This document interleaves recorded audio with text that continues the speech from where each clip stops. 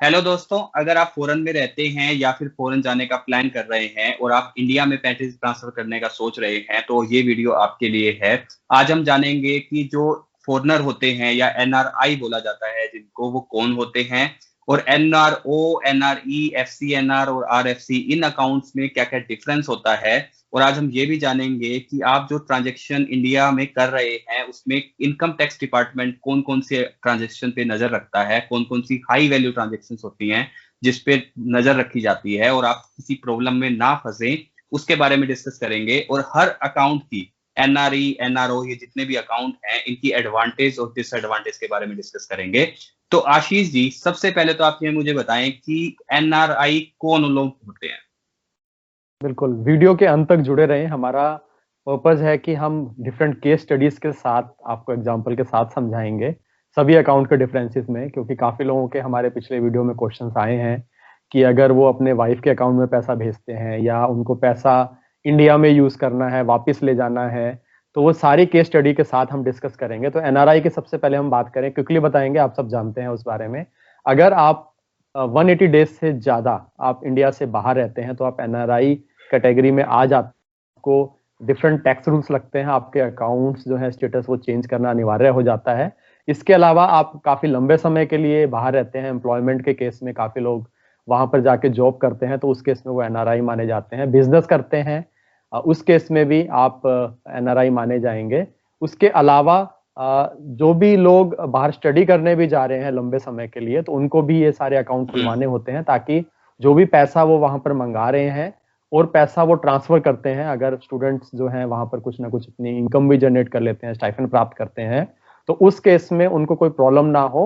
तो ये अकाउंट्स के बारे में आज डिस्कस करेंगे विनय जी हम। तो यहाँ पे एनआरओ अकाउंट की अगर मैं बात करूं तो एनआरओ अकाउंट किन लोगों को खुलवाना चाहिए और इसकी क्या क्या एडवांटेज हैं खुलवाने की, और क्या क्या प्रॉब्लम आ सकती है अगर आप अकाउंट खुलवा लेते हैं तो। बिल्कुल, नाम इसका फुल फॉर्म की अगर बात करूं उससे आपको काफी कुछ पता लगेगा। Non resident ordinary account, it means ये अकाउंट जो रहेगा ये आप किसी भी बैंक में खुलवा सकते हैं और इनफैक्ट आप इसको किसी भी एनआरआई या रेजिडेंट इंडियन जो आपके रिलेटिव्स हैं, क्लोज फ्रेंड्स हैं, उनके साथ जॉइंट अकाउंट भी खुलवा सकते हैं इंडिया में। ये अकाउंट एक रुपी अकाउंट होता है, जो कि आपका जो मेन पर्पज रहता है ये जब आप तब खुलवाएंगे अगर आपकी इंडिया में कोई इनकम है। जैसे अगर हम बात करें पेंशन के रूप में आपको इनकम मिलती है, आपको डिविडेंड मिलता है, आपको रेंट मिलता है आपका, अगर आपकी प्रॉपर्टी है, या आप कहीं और से इंटरेस्ट इनकम जनरेट करते हैं और आपको इस अकाउंट में ट्रांसफर करना है, तो उस केस में आप इस अकाउंट को खुलवाएंगे। ये सारे पर्पज रह सकते हैं। आपको सैलरी भी मिलती है, अगर किसी आपका इंडिया में आप बाहर रहकर इंडिया में सैलरी प्राप्त करते हैं, तो किसी भी प्रकार की इंडिया में अगर इनकम इनकम है तो ही आप इस अकाउंट को खुलवाएंगे, क्योंकि ये एक ऐसा अकेला अकाउंट है जो कि आपकी इंडिया में इनकम जो जनरेट होती है सिर्फ इसी अकाउंट में एनआरआई के लिए जमा हो सकती है। तो ये इसकी एडवांटेज हो गई है। दूसरा, आप इसको आप इंडियन रेजिडेंट के साथ ज्वाइंट अकाउंट के साथ खुलवा सकते हैं। काफी लोगों का रहता है कि वो अपने अकाउंट से वाइफ के अकाउंट में पैसा ट्रांसफर करते हैं, पेरेंट्स के अकाउंट में ट्रांसफर करते हैं, तो उनको ऐसा ना करके उनके साथ एक ज्वाइंट अकाउंट खुलवाना चाहिए। वहां पर वो पैसा ट्रांसफर कर सकते हैं और उसके हिसाब से अपने पेरेंट्स या वाइफ को कह सकते हैं, वहां से वो पैसा अपना विड्रॉ करेंगे। टीडीएस एक इसमें डिसएडवांटेज रहती है, टीडीएस कट जाता है आपका 30% के हिसाब से, क्योंकि ये जो इनकम है वो यहाँ की इनकम मानी जाती है। इंडिया अगर आप रेजिडेंट है, इंडियन रेजिडेंट है, तो उस केस में 10% टीडीएस रहता है, पर यहाँ पर आपका 30% टीडीएस कट जाता है। उसके अलावा आप जब इस पैसे को बाहर दोबारा ट्रांसफर करना चाहते हैं तो उस केस में लिमिट रहती है। और पैसा जो रहता है जब भी आप बाहर से भेजते हैं तो यहाँ पर वो रुपीज में ट्रांसफर होता है, तो लिमिट रखी गई है, जो अगर आप बाहर उसको पैसा दोबारा से भेजते हैं तो उस केस में यूएसडी 1 मिलियन की एक फाइनेंशियल ईयर में लिमिट रखी गई है। तो ये इसमें एक रहती है। उसके अलावा आपको जो भी पेमेंट अपनी इंडिया में करनी है किसी भी तरीके से, वो सारी पेमेंट आप इस एनआरओ अकाउंट से कर सकते हैं। इनफैक्ट आप एनआरओ अकाउंट से किसी और के अकाउंट में पैसा ट्रांसफर कर सकते हैं, पर आप एनआरओ अकाउंट से एनआरई अकाउंट और एफसीएनआर में पैसा ट्रांसफर नहीं कर सकते हैं, क्योंकि ये लिमिट रखी गई है कि आप एक पर्टिकुलर अमाउंट तक बाहर भेज सकते हैं। और क्योंकि हम आगे जानेंगे कि एनआरई और एफसीएनआर में कितनी लिमिट है, तो उसको अवॉइड करने के लिए आप वो पैसा अपना एनआरओ टू एनआरओ और एनआरओ टू कोई आप इंडियन रेजिडेंट का अकाउंट है वहां पर पैसा ट्रांसफर कर सकते हैं। डिसवांटेज की बात करें, जैसा हमने बताया, लिमिट रहेगी आपकी। पैसा बाहर वापस अगर आपको चाहिए उस केस में आप उसके अलावा टीडीएस जैसा हमने बात करी वो रहेगी। कन्वर्जन चार्जेस बिल्कुल रहते हैं। अगर आपको लगता है कि आप जो पैसा है वापस से जहां पर भी रहते हैं वहां पर आपको चाहिए आउटसाइड इंडिया, तो उस केस में अननेसेसरी आपको कन्वर्जन चार्जेस जो बैंक के रेट रहते हैं काफी कम रहते हैं वो लेना पड़ता है। उसके अलावा आपका करेंसी फ्लक्चुएशन होती है, जिस समय पर आपने पैसा इंडिया में ट्रांसफर किया हो सकता है करेंसी आपकी हाई वैल्यू पे हो, जब वापस आप पैसा लेने जाएं तो उस केस में हो सकता है कि करेंसी में फ्लक्चुएशन हो गया हो, तो उस केस का रिस्क जो रहता है करेंसी फ्लक्चुएशंस का वो आपको बियर करना पड़ता है अगर आप पैसा अपना वापस ले जाने की बात करते हैं। तो ये किन लोगों को खुलवाना चाहिए? गुड एंड मस्ट, मैं दोनों बात बोलूंगा। अगर आपकी इंडिया में इनकम है और आप अपना पैसा को इंडिया में ही यूज करना चाहते हैं, कि जो भी आपने बाहर से पैसा भेजा आप चाहते हैं कि इंडिया में वो पैसा यूज हो, वहां पर आप प्रॉपर्टी खरीदें, शेयर्स में पैसा लगाएं, बॉन्ड्स में पैसा लगाएं, एफडी करवाएं, आप इस अकाउंट में एफडी भी करवा सकते हैं, तो उस केस में आपको ये अकाउंट ओपन करवाना चाहिए इंडियन इनकम के लिए। तो अब मैं यहाँ पे बात करता हूँ कि एनआरई अकाउंट जो फॉरेन से हमारी ट्रांजैक्शंस होती हैं वो एनआरई अकाउंट में होती हैं, तो एनआरई अकाउंट की बात करूँ तो इसकी क्या क्या डिटेल्स हैं, और जो फॉरेनर हैं ये किन किन बातों का ध्यान रखें, और टैक्स रूल की अगर मैं बात करूँ क्या क्या टैक्स रूल एप्लीकेबल होते हैं यहाँ पे? बिल्कुल, टैक्स का ध्यान रखते हुए इस अकाउंट को ओपन किया जाता है, एनआरई अकाउंट को। ऑब्वियसली इसके भी कुछ प्रोज एंड कॉन्स दोनों रहेंगे। केस स्टडी में हम जानेंगे किनको ये अकाउंट खुलवाना चाहिए।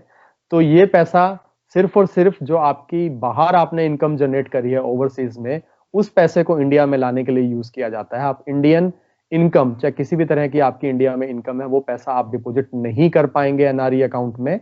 इसी रीजन की वजह से इस पे कोई टैक्स नहीं लगता है। वेल्थ टैक्स जो रहता है आपका एक बहुत बड़ी अमाउंट जब हो जाती है तो वो एग्जेम्पशंस मिलती है वेल्थ टैक्स के लिए। इसके अलावा टीडीएस भी नहीं कटता है इस अकाउंट से।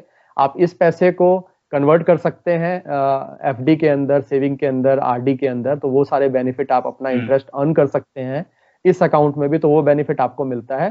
पर एक और चीज है, यहाँ पर भी पैसा आपका रूपी में कन्वर्ट हो जाता है। आपको जो पैसा दिखता है एनआरई अकाउंट में वो रूपीज टर्म में दिखता है। तो यहाँ पर भी वही सब चीजें वैलिड होंगी कि आपको रिस्क उठाना पड़ता है करेंसी फ्लक्चुएशंस का। उसके अलावा कन्वर्जन चार्जेस बैंक ले लेता है, और रेट जो आपको लगाता है वो आपको कई बार लो लगाता है, तो वो आपको थोड़ा डिसएडवांटेज रहता है। पर एक और फायदा है कि आप जब पैसा अपना वापस ट्रांसफर करना चाहते हैं तो उस केस में आपको कोई लिमिट नहीं रहती है। आप कितना भी पैसा अपना वापस फॉरेन में वापस ट्रांसफर कर सकते हैं, तो वो लिमिट नहीं रहती है। इसके अलावा अगर हम डेबिट की अलाउ की बात करें कि कहां कहां पर अपना पैसा आप भेज सकते हैं इस अकाउंट से, तो आप लोकल डिसबर्समेंट कर सकते हैं जो भी आपको इंडिया रुपीज में डिसबर्समेंट करनी है। इसके अलावा एनआरई, एनआरओ, एफसीएनआर किसी भी टाइप के अकाउंट में आप इसमें से पैसा ट्रांसफर कर सकते हैं, इन्वेस्टमेंट कर सकते हैं, shares, property, security, commercial paper of Indian company, तो ये इन्वेस्टमेंट आप कर सकते हैं। और ये अकाउंट आप किसी भी इंडियन रेजिडेंट के साथ नहीं खोल पाएंगे। आपका ज्वाइंट अकाउंट अगर आपको खुलाना है तो वो एनआरआई ही होना चाहिए, आप इस अकाउंट को सिंगल खुलवाएंगे। केस स्टडी की अगर हम बात करें, ये अकाउंट जो है यूज किया जाता है या अच्छा माना जाता है कि जो मनी आपको इंडिया में एफडी पर्पस के लिए अच्छे इंटरेस्ट रेट प्राप्त करने के लिए इंडिया में लेके आना है कुछ समय के लिए, और वापस आप अपना सारा का सारा पैसा बाहर विदेश में वापस लेके जाने चाहते हैं, आपने अपनी इन्वेस्टमेंट जो है लॉन्ग टर्म इन्वेस्टमेंट प्रॉपर्टी की या किसी भी पर्पस के लिए अबॉर्ड करना चाहते हैं, अबॉर्ड्स में करना चाहते हैं, तो उस केस में आप इस सारा का सारा पैसा एनआरई अकाउंट में रखेंगे। विनय जी, बहुत बढ़िया आशीष। तो अब बहुत इंपॉर्टेंट क्वेश्चन में आ जाते हैं। एनआरओ और एनआरई अकाउंट तो काफी लोगों ने सुना होता है, बट एफसीएनआर और आरएफसी अकाउंट जो होते हैं इनके बारे में बहुत कम लोगों को पता है। तो इसकी एडवांटेज क्या होती है इन दोनों अकाउंट की, और डिसएडवांटेज क्या होती है, और ये अकाउंट का पर्पस क्या है? पर्पस सोनली आपका इंडिया में इन्वेस्टमेंट है। आप चाहते हैं कि अपने पैसे को आप एफडी के रूप में रखें, इंटरेस्ट रेट हाई रहते हैं बाहर के देश में, हमें पता है 0% या नेगेटिव इंटरेस्ट रेट रहते हैं, और आप नहीं चाहते कि आपको अननेसेसरी हायर कन्वर्जन चार्जेस लगे, जैसा हमने दोनों अकाउंट में डिसएडवांटेज की बात करी, या आपको करेंसी फ्लक्चुएशंस नहीं देखना चाहते, आप वो रिस्क नहीं उठाना चाहते, तो आप एफसीएनआर अकाउंट खुलवाएंगे। उस केस में आपको फॉरेन करेंसी में ये अकाउंट आपका मिल जाता है, जो भी करेंसी आप इसमें ट्रांसफर करते हैं। 7-8 करेंसी इसमें लिस्टेड है सभी बैंक्स में, जहां पर आप उसको उसी करेंसी में पैसा रख सकते हैं। सारी अच्छी करेंसीज, डॉलर, यूरो, पाउंड, इन सब करेंसीज और भी काफी करेंसीज हैं, अपने बैंक से पता कर सकते हैं। और इसका पर्पस जो रहता है बाहर से मनी लाने का रहता है, इंडिया में आप अपना पैसा जो है ट्रांसफर कर सकते हैं। इसके अलावा यहाँ पर आने के बाद एफसीएनआर अकाउंट में भी आप एफडी करवा सकते हैं। वापिस जब पैसा लेके जाते हैं कोई लिमिट नहीं रहती, और क्योंकि ये पैसा जो है आपकी उसी फॉरेन करेंसी में रहता है, तो जब भी पैसा आप डालते हैं या इस पैसे अकाउंट को वापस से आउटसाइड इंडिया लेके जाते हैं तो उस केस में कन्वर्जन चार्जेस नहीं होते। और उसके अलावा टीडीएस के लिए भी इसमें प्रॉब्लम नहीं रहती है, इस अकाउंट में एग्जेम्पशंस मिलती हैं आपको टीडीएस की भी, और टीडीएस का भी कोई चार्जेस नहीं लगता है। अब जाते जाते अगर हम बात करें FRFC, ये काफी कम लोगों ने सुना है, ये अकाउंट नॉर्मली यूज किया जाता है। एनआरई या पीआईओ रहते हैं जो हमारे, वो लोग जब भी इंडिया वापिस आते हैं अपना सारा का सारा पैसा वापिस, एक हाई वैल्यू ट्रांजेक्शंस होती हैं उसको यहाँ पर लेके आते हैं। तो इस RFC अकाउंट को आप करंट, सेविंग, टर्म डिपॉजिट किसी भी तरीके से ओपन कर सकते हैं। आप सारा का सारा पैसा जो क्रेडिट रहेगा बाहर से इसमें ला सकते हैं सारा का सारा।